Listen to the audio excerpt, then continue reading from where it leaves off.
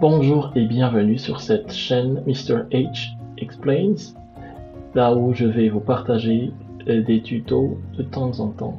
Aujourd'hui, nous allons apprendre à créer un fichier CSS qui sert à modifier une page HTML, mettre en forme le texte, les images, ajouter des animations, comme vous voulez. Alors, sans plus attendre, commençons. Ici, nous avons créé une page assez basique avec dans le corps 4 divisions contenant l'entête, le menu, le corps et le bas de page. Nous voulons modifier cette page à travers une feuille de style CSS. CSS veut dire Cascading Style Sheet. Alors c'est une feuille de style en cascade. Maintenant, ce que nous allons faire, c'est créer un nouveau fichier en appuyant sur File, New File, et créer le fichier style.css, enregistrer ce fichier dans le dossier que nous avons créé .css, donc enregistrer. Voilà.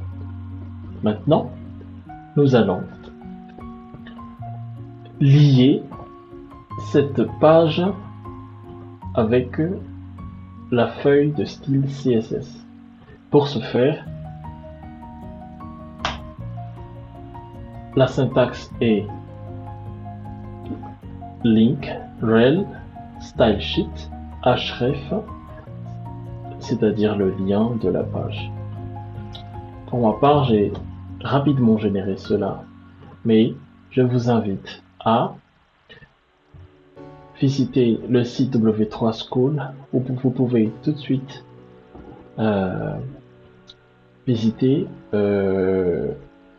la syntaxe ici. Comme vous voyez, c'est ici. Donc, il faut mettre le lien dans la balise head de la page HTML que nous avons ici. Le lien. Maintenant, notre page, notre feuille de style se trouve dans un dossier qui s'appelle CSS. Nous avons mis ici. Pour pouvoir appeler cette feuille de style, il faut d'abord préciser le nom du fichier, le nom du dossier, pardon. Donc, le dossier s'appelle CSS. Sélectionnez le dossier et puis le fichier qui s'appelle style.css. Maintenant le lien est établi. Faisons un petit test pour voir si notre CSS est bien en lien avec la page.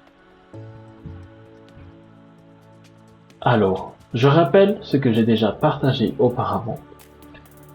Pour CSS, il y a 3 types de sélecteurs.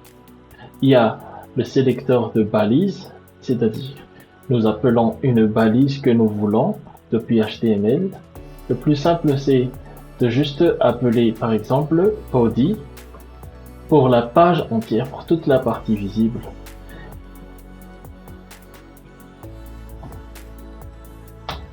Body, ouvrez les accolades et changeons la couleur de fond. Background color, nous allons changer en une couleur assez modeste, choisissant la couleur beige. Ouvrons notre page ici et actualisons. Donc, vous avez remarqué que la page a changé de couleur de fond. À part les sélecteurs de balises, il y a 2 autres types de sélecteurs. Il y a l'ID, l'identifiant, et il y a la classe. Nous allons voir cela dans une autre page.